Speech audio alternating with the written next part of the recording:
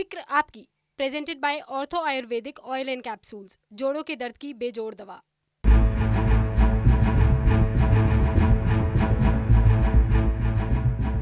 नमस्कार, कैसे हैं आप? फिक्र आपकी में एक बार फिर से आपका स्वागत है। मैं हूं आपके साथ निशांत चतुर्वेदी।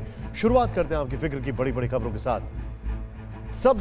जब से अमेरिका अफगानिस्तान को खाली करके गया है, तालिबान का सेलिब्रेशन जारी है।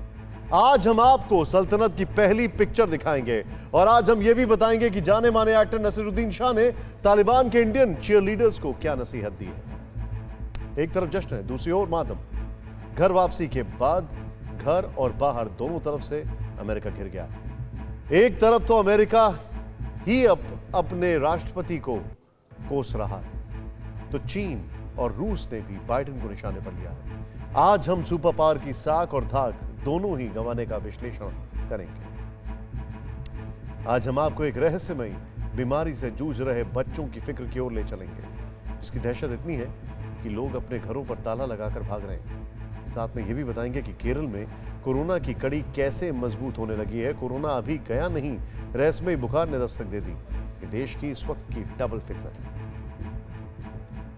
तीव्र और घनघोर वर्षा के रूप में आसमान से एक अशुभ संकेत मिल रहा है। ये बारिश आने वाले समय में तरह तरह की फिक्र लेकर सामने आएगी।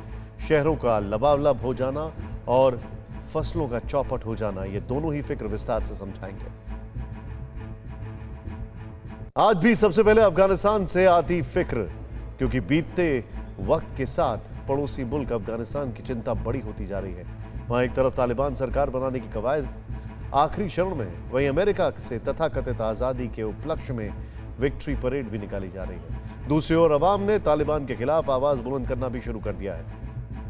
तो हम आज बारी बारी से इन खबरों का विश्लेषण करेंगे, लेकिन पहले वहां से कुछ बड़ी तस्वीरों को देख लीजिए। ये तस्वीरें आपके सामने, जरा ध्यान से देखें आप। काबुल एयरपोर्ट पर तालिबान के कब्जे के बाद अफगानी नागरिक किस तरह पड़ोसी देश की सीमा पर जुटे हुए हैं। अफरा तफरी वाली यह तस्वीर पाकिस्तान अफगानिस्तान बॉर्डर की है। कंधार के करीब स्पिन बोल्डर के इलाके में हजारों की भीड़ जुटी है। ये लोग किसी भी सूरत में देश छोड़ना चाहते हैं, लेकिन बॉर्डर बंद होने के कारण यहां से लोग पाकिस्तान की ओर निकल नहीं पा रहे। घुटना, कंधा या कमर, चाहे जैसा हो दर्द, डॉक्टर ऑर्थो आपको देता है दर्द से पूरी आजादी, एक भरपूर जिंदगी। ये कोई टेम्परेरी पेन किलर नहीं, आयुर्वेदिक औषधि है। बताया जा रहा है कि इस भीड़ में कुचलकर 4 अफगानियों की मौत भी हो गई। दूसरी ओर काबुल और कंधार से बड़ी खबर आ रही है कि वहां तालिबान सरकार बनाने की रूपरेखा लगभग फाइनल हो गई है। किसी भी वक्त वहां तालिबान सरकार गठन का ऐलान हो सकता है। इसके मद्देनजर आज तालिबान पॉलिटिकल ऑफिस में नेताओं ने बलोच ट्राइबल लीडर से मीटिंग भी की है। बताया जाता है कि तालिबान सरकार के फॉर्मेशन में अफगानिस्तान की हर जाति जनजाति का ध्यान रखा जा रहा है। यहां तक कि पंजशीर के लीडर अहमद मसूद से भी बातचीत की जा रही है।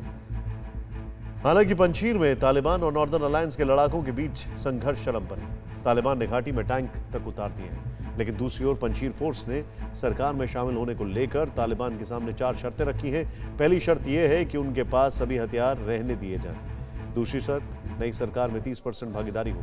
तीसरी शर्त, पंजशीर के प्रतिरोधी नेताओं को शासन की सारी शक्तियां मिलें। और चौथी शर्त, पंजशीर घाटी में बाहरी सेना की तैनाती नहीं होगी। हालांकि तालिबान ने पंजशीर की चारों शर्तों को ठुकरा दिया। दरअसल तालिबान इस वक्त ओवर कॉन्फिडेंट है कि पंजशीर पर उसका नियंत्रण हो जाएगा, लेकिन डर यह भी है कि बाद में विरोधी गुट विद्रोह कर सकते हैं, इसीलिए उनको सरकार में शामिल करने की कवायद की जा रही है। अब हम आपको तालिबान के शक्ति प्रदर्शन की तस्वीरें दिखाते हैं, जिसे देखकर आज सुपर पावर अमेरिका को भी खुद पर कोफ्त हो रही होगी।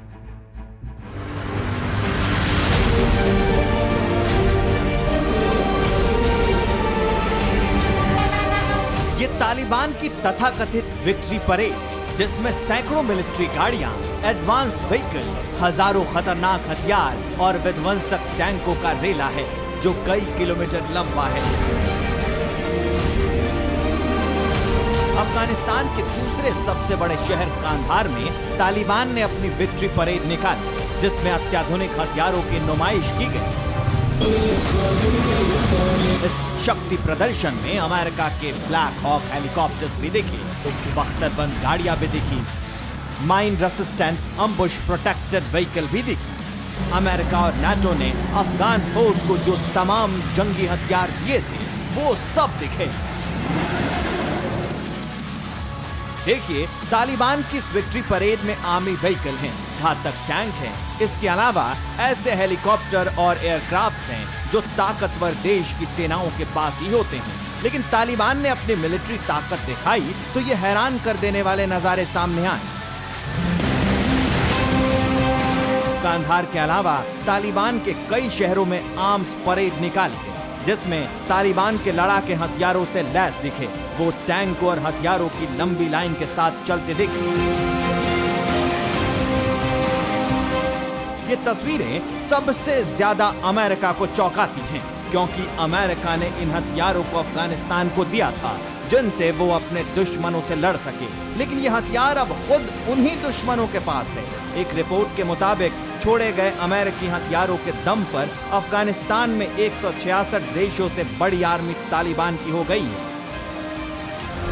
अमेरिका के $85 बिलियन के हथियारों पर तालिबान का कब्जा है। अमेरिका 8,84,000 हथियार और सैन्य उपकरण छोड़कर भागा है। 6 लाख के करीब आधुनिक सैन्य हथियारों का जखीरा है। अमेरिका के 208 विमान और हेलीकॉप्टर्स अब तालिबान के कब्जे में हैं। इसमें 60 ट्रांसपोर्ट विमान हैं, जिनमें C-130, C-182, T-182 और AN-32 शामिल हैं। 18 PC 12 सर्विलांस विमान हैं, 8 चालक रहित विमान हैं, 33 ब्लैक हॉक हेलीकॉप्टर्स हैं, 32 Mi-17 हेलीकॉप्टर्स हैं और 43 MD-530 हेलीकॉप्टर्स हैं। इसमें आधुनिक ड्रोन भी हैं, जिसके बूते अमेरिका ने 20 सालों तक तालिबान को अफगान से दूर रखा।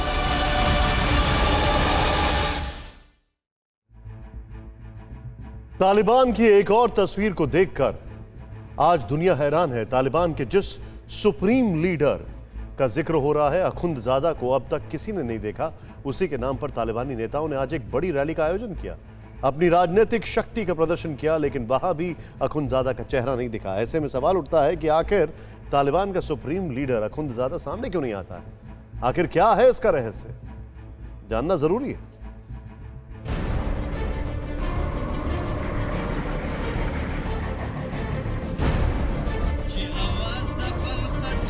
लफ्ज समझ से परे हैं, लेकिन तस्वीर साफ है। ये तस्वीरें अफगानिस्तान में तालिबानी हुकूमत के जश्न की हैं, जुनून की हैं, जोश की हैं। अफगानिस्तान पर संपूर्ण कब्जे के बाद ये तालिबानी सल्तनत की पहली पिक्चर है। सरकार गठन से पहले लीडरशिप की नुमाइश है और 3.5 करोड़ अफगानियों को तालिबान का शुक्रिया है।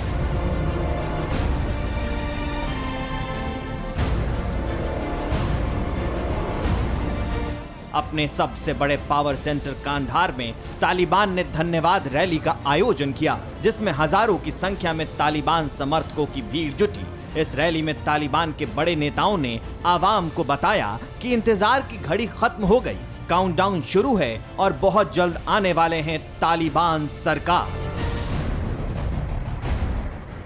बताया जाता है कि कांधार की इस रैली का आयोजन तालिबान के सुप्रीम लीडर मुल्ला हैबतुल्लाह अखुंदजादा के समर्थकों ने किया। खबरों के मुताबिक हैबतुल्लाह अखुंदजादा ईरान की तर्ज पर तालिबान सरकार का सर्वोच्च नेता हो सकता है, जो राष्ट्रपति से भी ऊपर होगा। लेकिन यहां बड़ा सवाल यह है कि हैबतुल्लाह अखुंदजादा कहां है? अब तक तालिबान ने उसे सार्वजनिक क्यों नहीं किया? अब तक उसकी तस्वीरें क्यों नहीं जारी हुई? 2 दिन पहले मीडिया में खबरें आई थी कि अखुंदजादा कांधार में है। उसने टॉप तालिबान लीडर्स से मीटिंग भी की, लेकिन हमारे सूत्र बताते हैं कि तालिबान का सुप्रीम लीडर अखुंदजादा अफगानिस्तान में नहीं है। अफगानिस्तान में तालिबान की वापसी के बाद इंटरनेट पर उसकी तस्वीरें दिख रही हैं, लेकिन हमारे सूत्र बताते हैं कि हाल में अखुंदजादा की कोई भी तस्वीर सार्वजनिक नहीं हुई है।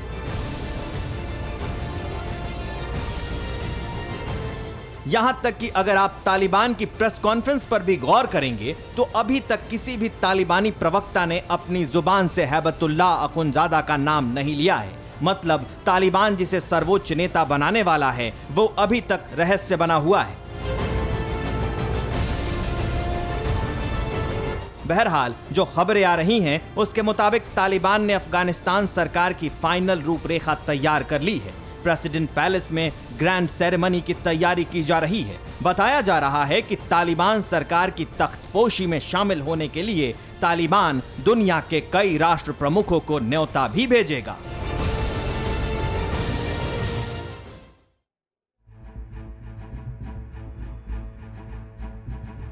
आज तालिबान शक्ति प्रदर्शन कर रहा है और सबसे ज्यादा किरकिरी अमेरिका की हो रही है। हालांकि अमेरिकी राष्ट्रपति बाइडेन कहते हैं कि उनका अफगानिस्तान छोड़ने का फैसला सही है।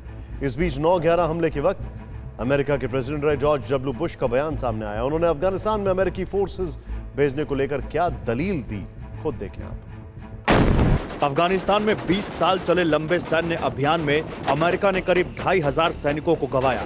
अफगान को तालिबान मुक्त करने के मिशन में अरबों डॉलर पानी की तरह बहाया, लेकिन नतीजा वही ढाक के 3 पात निकला।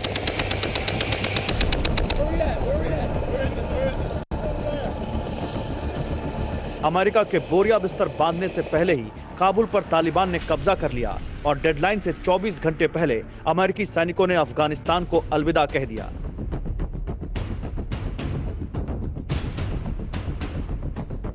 लेकिन जिस तरह अमेरिका और मित्र देशों ने अफगानिस्तान को तालिबान के हाल पर छोड़ दिया, उससे अमेरिका, ब्रिटेन समेत पश्चिमी देशों की किरकिरी होने लगी।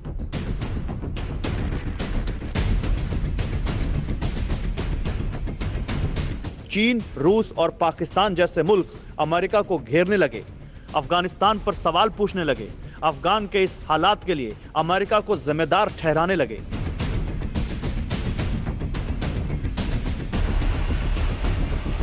तो 2 दिन पहले राष्ट्र के नाम संबोधन में अमेरिकी राष्ट्रपति जो बाइडेन ने अफगानिस्तान से अमेरिकी फौज को वापस बुलाने और एक अंतहीन युद्ध को समाप्त करने के अपने फैसले को सही ठहराया।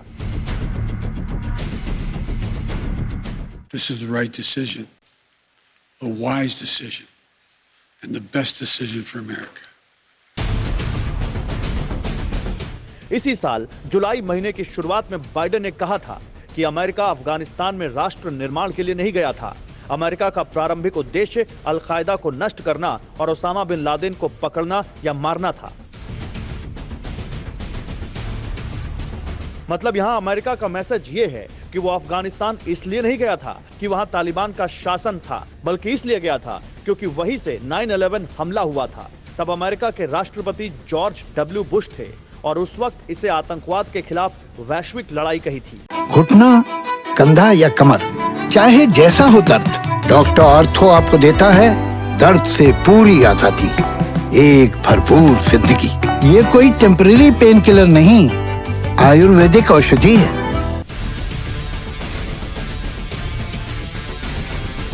और अब ब्रिटेन में 9/11 हमले पर बनाई गई एक डॉक्यूमेंट्री में बुश ने अफगानिस्तान में अपने सैनिक भेजने के फैसले का बचाव किया है। उन्होंने बताया है कि यह फैसला गुस्से में नहीं, बल्कि अमेरिकियों की सुरक्षा के लिए लिया गया था। यानी अमेरिका ने अपने मकसद के लिए अफगानिस्तान को अपने नियंत्रण में रखा, तालिबान को अफगान लैंड से दूर रखा। लेकिन अब अमेरिका वहां सैन्य और आर्थिक नुकसान नहीं झेलना चाहता था, इसलिए वहां से सैन्य वापसी कर ली।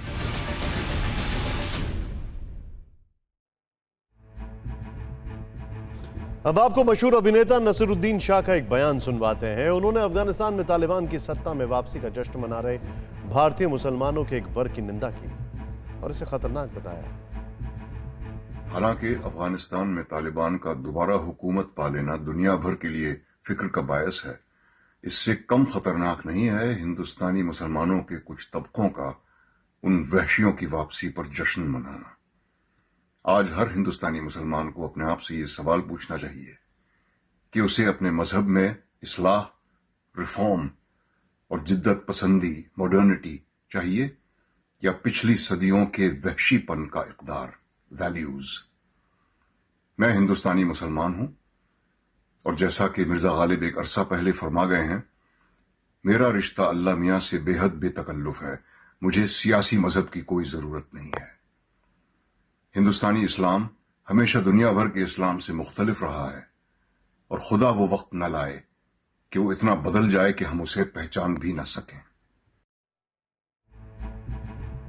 15 अगस्त को तालिबान के अफगानिस्तान पर कब्जे के बाद भारत के कुछ मुस्लिम संगठनों ने अफगानिस्तान पर तालिबान के कब्जे को सही ठहराया और इस पर खुशी जाहिर की, जिनमें समाजवादी पार्टी सांसद से लेकर मशहूर शायर मुनव्वर राणा तक ने तालिबान को बधाई दी, उसकी कार्रवाई को सही ठहराया।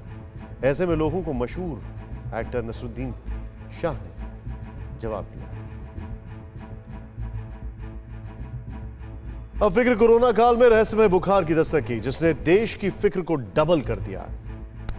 ऐसा बुखार जिसकी चपेट में ज्यादातर बच्चे आ रहे हैं, बीमार पड़ रहे हैं, हालत बिगड़ रही, दम तोड़ रहे हैं। एक और पहले से ही कोरोना की आफत से लोग हलकान हैं।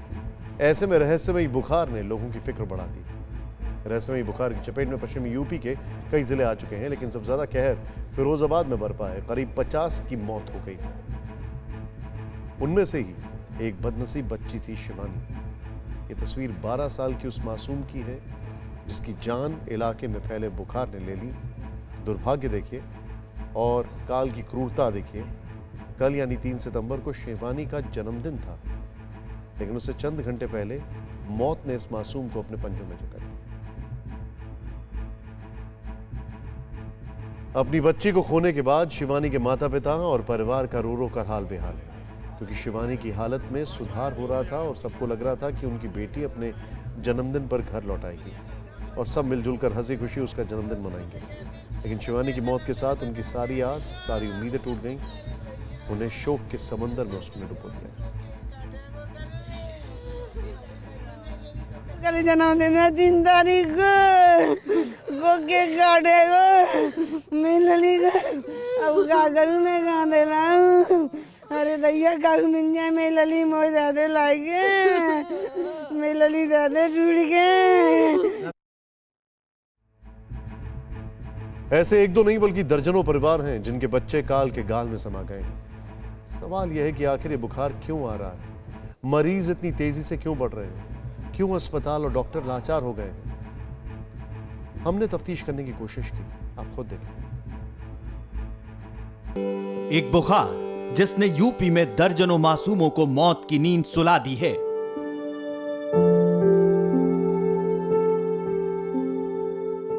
एक बुखार जिसने अस्पतालों में मरीजों की भीड़ बढ़ा दी है, हर मां बाप की फिक्र बढ़ा दी है।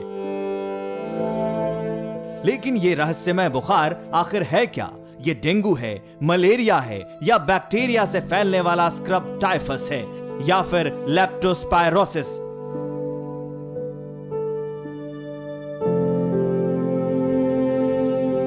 इस गुत्थी को डॉक्टर नहीं सुलझा पा रहे हैं और लोग अपनी जान गंवा रहे हैं।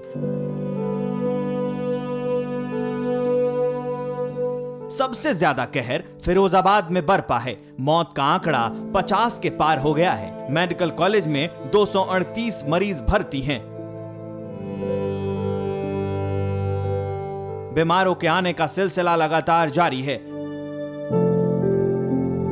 जिससे वार्ड फुल हो गए हैं। कॉरिडोर में बेड और स्ट्रेचर पर मरीजों का इलाज हो रहा है। कॉरिडोर में बैठने के लिए बने स्लैब्स पर बच्चों को लिटाकर इलाज किया जा रहा है।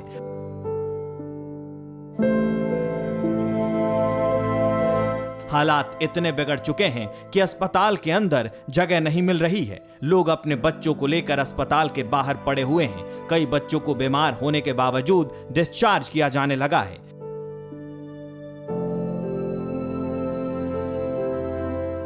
हालात क्या है ये आपको दिखाता हूं कि मरीजों की तादाद इतनी बढ़ गई है कि जो तीमारदार हैं उनका ये आरोप है कि समय से पहले उनको छुट्टी दे दी जा रही है। एक बच्ची हम आपको दिखाएंगे, शानू, जो कि यहाँ पर इलाज के लिए लाई गई थी। इनकी माता सुनीता बात करते हैं। बच्ची को क्या हुआ, कब लेके आए थे आप यहाँ पे? मंगलवार को 11 बजे आराम से क्या दिक्कतें क्या हो रही थी? बुखार और पलटी।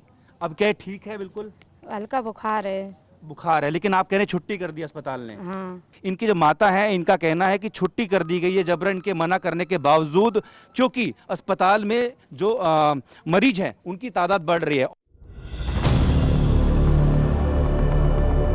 ये आलम उस अस्पताल का है जहां 3 दिन पहले ही सूबे के सीएम पहुंचे थे, डॉक्टरों से मिले थे, मरीजों से मिले थे, बच्चों के माता पिता से मिले थे और उन्हें बेहतर इलाज का भरोसा दिया था।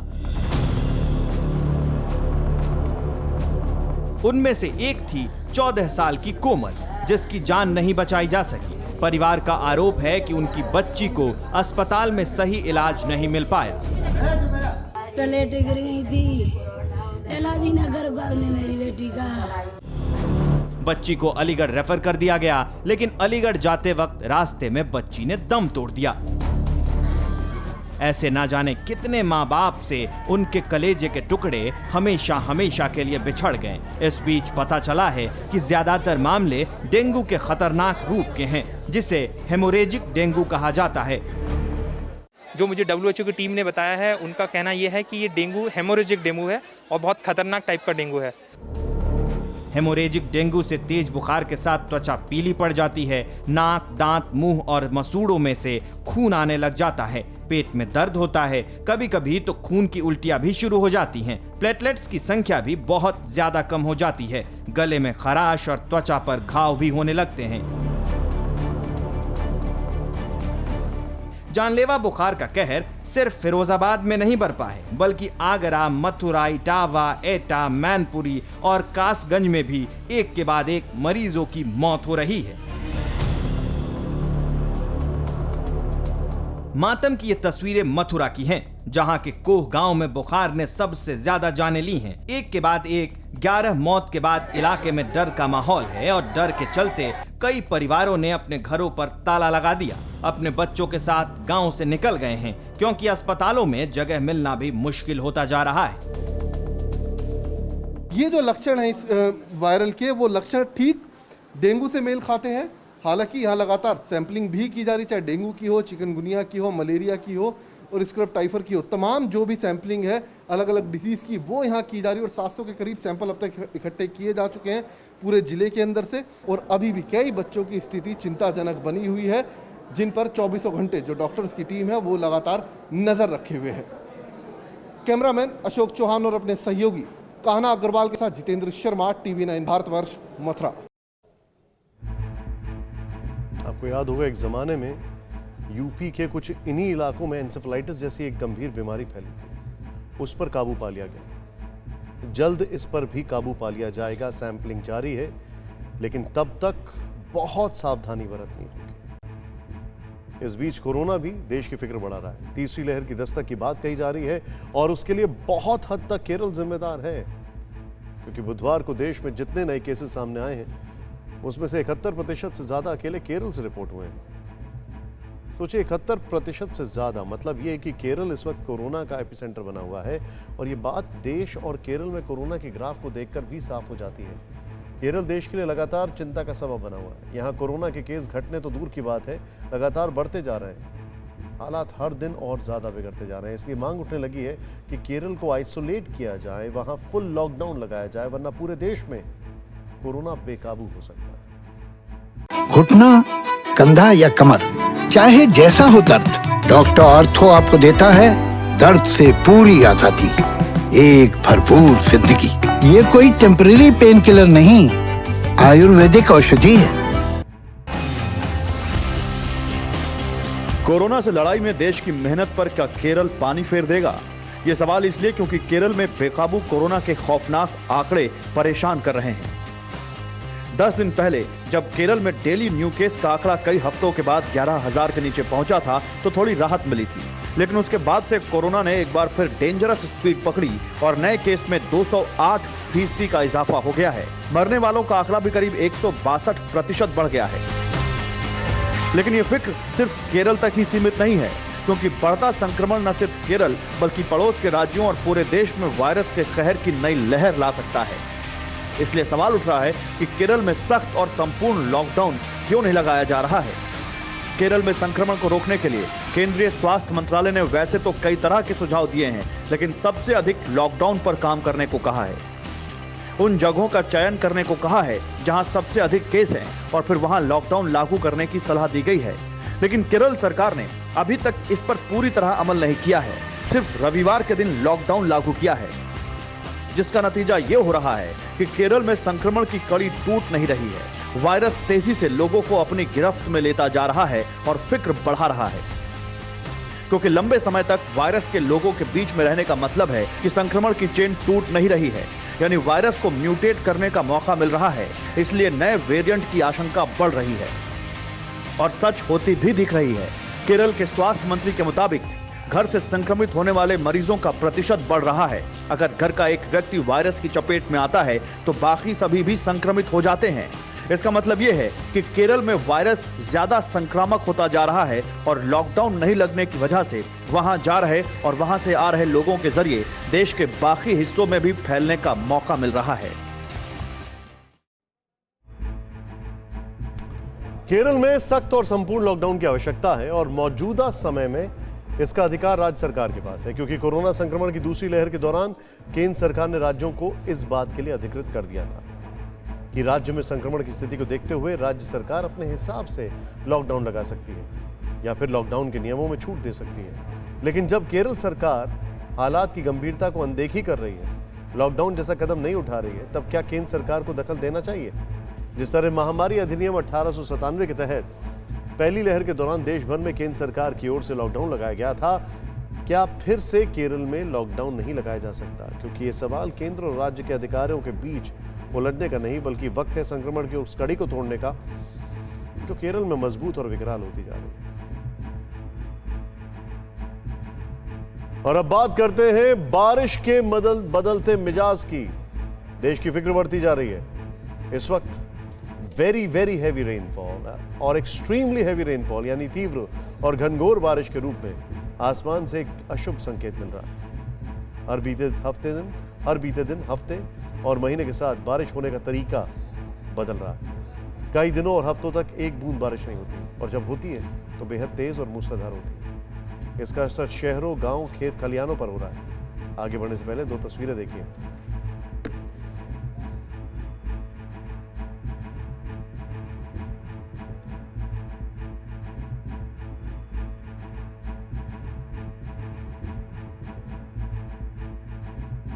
एक तरफ दिल्ली की तस्वीर है जहां एक दिन की बारिश में ही 19 साल का रिकॉर्ड टूट गया। सितंबर के पूरे महीने में जितनी बारिश होती है उतनी बारिश दिल्ली में एक दिन में ही हो गई और राजधानी जलमग्न हो गई। कुछ ऐसी ही तस्वीर अमेरिका के न्यूयॉर्क से आई। तूफान के बाद आई तेज बारिश से दुनिया का सबसे हाईटेक शहर न्यूयॉर्क पानी पानी हो गया है। सड़क से लेकर सबवे तक सब डूब गए। कभी ना रुकने वाला शहर थम गया है। ये तस्वीर तस्दीक कर रही है कि मौसम बदल रहा है, बारिश होने का ट्रेंड बदल रहा है, जो शुभ नहीं है। मौसम विभाग के आंकड़े भी इसकी पुष्टि करते हैं। पिछले 5 सालों में अगस्त के महीने में देश के अलग अलग शहरों में बने IMD स्टेशन पर रिकॉर्ड में हुए हैवी रेनफॉल के आंकड़े चौंकाते हैं। 2017 में अगस्त के महीने में मौसम विभाग ने देश भर में 401 स्टेशन पर 115 से 204 मिलीमीटर के बीच बारिश को रिकॉर्ड किया, जो वेरी हैवी रेनफॉल की कैटेगरी में आती है। जबकि 2018 में यही आंकड़ा बढ़कर 510 स्टेशन तक पहुंच गया, जहां बहुत तेज बारिश हुई। 2019 में आंकड़ा तेजी से बढ़ा और 987 तक पहुंच गया, यानी देश के अलग अलग शहरों में बने 987 स्टेशन ने भारी बारिश की पुष्टि की।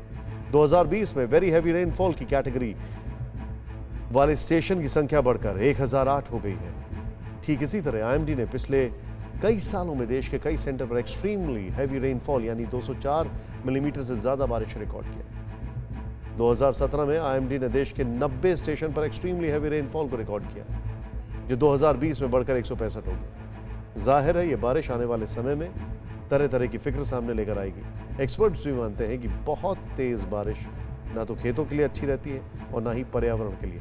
इससे फसलों को नुकसान भी बहुत होता है। बारिश जोर से होगा तो बाढ़ आ जाता है, पानी भर जाता है, और तो बिल्कुल ठीक नहीं है। डेली बरसना चाहिए, थोड़ा थोड़ा बरसना चाहिए, वो लेकिन नहीं हो रहा है। हम वही बोल रहे हैं कि ठीक नहीं है एग्रीकल्चर के लिए।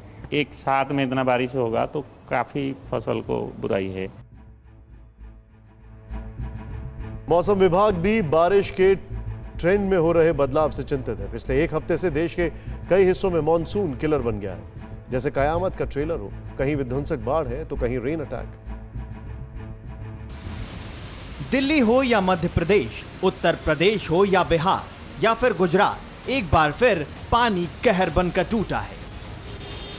आधे हिंदुस्तान पर आसमानी आफत टूट पड़ी है।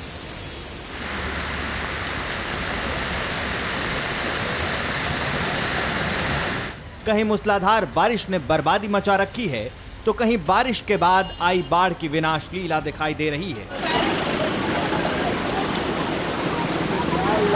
तेज बारिश क्रोध बनकर कहर बरपा रही है।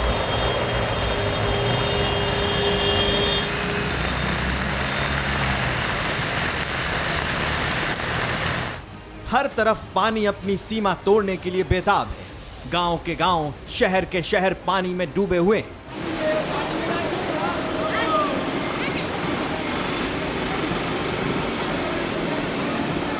नदियों का रौद्र अवतार फिर डराने वाला है। आसमान से बरसाती आफत खौफनाक है। जहां देखो वहां कुदरत तबाही मचा रहा है। ये मोहन नगर है अपना। आसमान से आ रहे ये संकेत अच्छे नहीं हैं। ऐसा लग रहा है जैसे बारिश बेलगाम है। आसमान फट गया है। बारिश हो रही है तो तेज हो रही है और फिर हर तरफ कहर बरपा रही है। सबसे पहले राजधानी दिल्ली की तस्वीर देखी। रुक रुक कर हो रही तेज बारिश से दिल्ली पानी पानी हो गई है। सड़कें समंदर बन गई है। कई जगह जल भराव ने मुसीबतें बढ़ा दी है।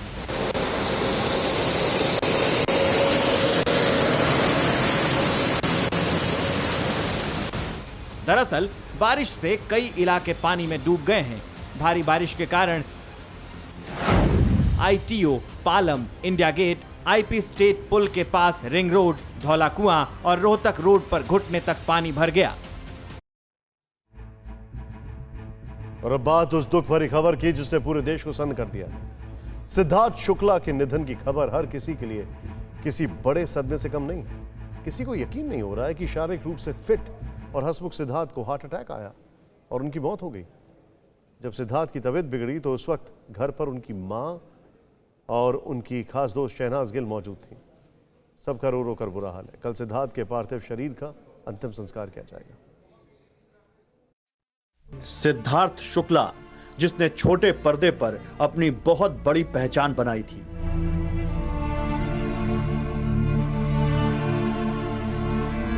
सिद्धार्थ शुक्ला ने बॉलीवुड की दुनिया में भी कदम रख दिया था।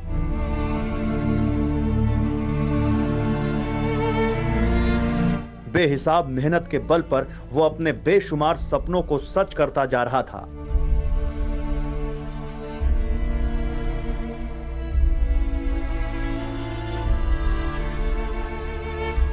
लेकिन वक्त के बेरहम दस्तूर ने सिद्धार्थ के कदमों को रोक दिया, सांसों की डोर काट दी।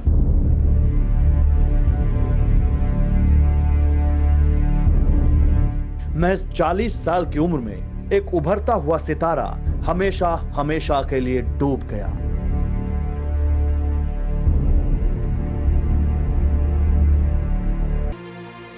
सिद्धार्थ ने बुधवार रात सोने से पहले कुछ दवाई ली थी।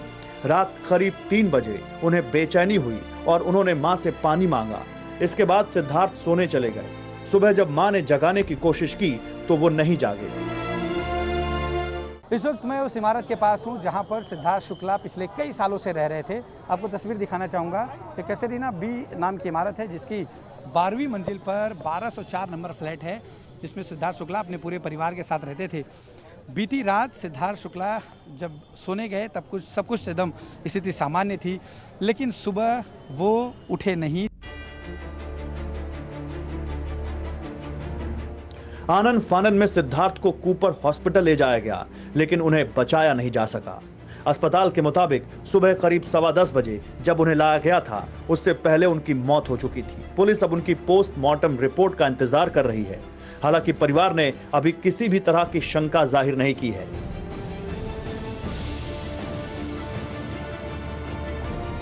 मौत सबको आनी है, हमेशा के लिए दुनिया में आता नहीं कोई, लेकिन सिद्धार्थ जैसे गए वैसे जाता भी नहीं कोई। 40 साल की उम्र में हार्ट अटैक से मौत, ये सुनकर उनके साथियों से लेकर उनका हर चाहने वाला सन्न हो गया। अभी तो सिद्धार्थ ने छोटे पर्दे से निकलकर बड़े पर्दे पर कदम रखा था। अभी तो उनकी अदाकारी ने न जाने कितने कीर्तिमान बनाने थे, लेकिन कहते हैं ना, काल बहुत क्रूर होता है। अगर क्रूर ना होता तो क्या सिद्धार्थ इस तरह दुनिया से जाते? और अब देखते हैं खबरें फटाफट। कर्मचारियों के प्रोविडेंट फंड खाते यानी पीएफ खाते 2 हिस्सों में बटेंगे। सरकार ने जारी किया नोटिफिकेशन के मुताबिक पीएफ पर मिलने वाले ब्याज की गणना के लिए पीएफ अकाउंट में ही खुलेगा अलग अकाउंट। सुप्रीम कोर्ट ने सांप्रदायिक एंगल से खबरों को परोसने वाली पत्रकारिता पर जाता है नाराजगी। कहा, मीडिया का एक सेक्शन हर खबर को देता है कम्युनल रंग। इस तरह की रिपोर्टिंग से देश का नाम होता है खराब। तबलीगी जमात की गैदरिंग को लेकर दायर याचिका पर सुनवाई करते हुए की टिप्पणी। विवादों के बीच दिल्ली के जवाहरलाल नेहरू यूनिवर्सिटी में काउंटर टेररिज्म कोर्स को एकेडमिक काउंसिल ने दी मंजूरी। इंटरनेशनल रिलेशन और इंजीनियरिंग के छात्र पढ़ेंगे पाठ। जेएनयू के कुछ टीचर्स ने जताई है आपत्ति। बढ़ती महंगाई के खिलाफ हमलावर हुआ विपक्ष। दिल्ली में यूथ कांग्रेस के कार्यकर्ताओं का जमकर प्रदर्शन। पेट्रोल, डीजल और गैस सिलेंडर के बढ़ते दाम पर जताया विरोध। जम्मू में शिवसेना ने किया प्रदर्शन। हमने का नाम नहीं ले रही है पंजाब कांग्रेस की कलह। सूत्रों के मुताबिक अब पंजाब कांग्रेस अध्यक्ष नवजोत सिंह सिद्धू से पार्टी आलाकमान है नाराज। प्रभारी हरीश रावत को दरकिनार कर सिद्धू सीधे दिल्ली पहुंचे। सोनिया, राहुल और प्रियंका ने भी सिद्धू को मिलने का वक्त नहीं दिया।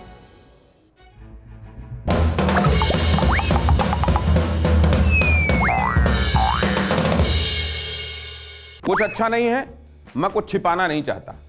जब पार्टी का एक पुराना सैनिक सरेआम ये बात कहने को मजबूर हो जाए तो अंदाजा लगाइए ये नौबत आने से पहले उसने कितनी कोशिशें की होंगी और कितना सहा होगा।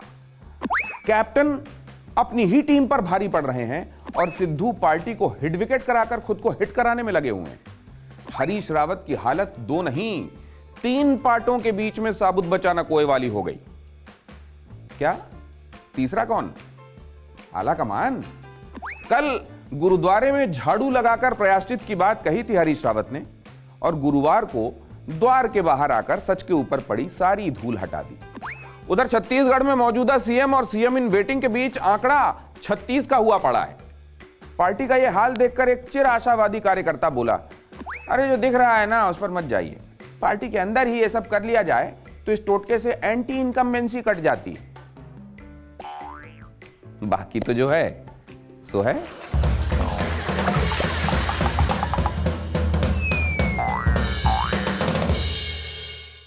परवाह देश की, सोमवार से शुक्रवार रात 10 बजे TV9 भारतवर्ष पर।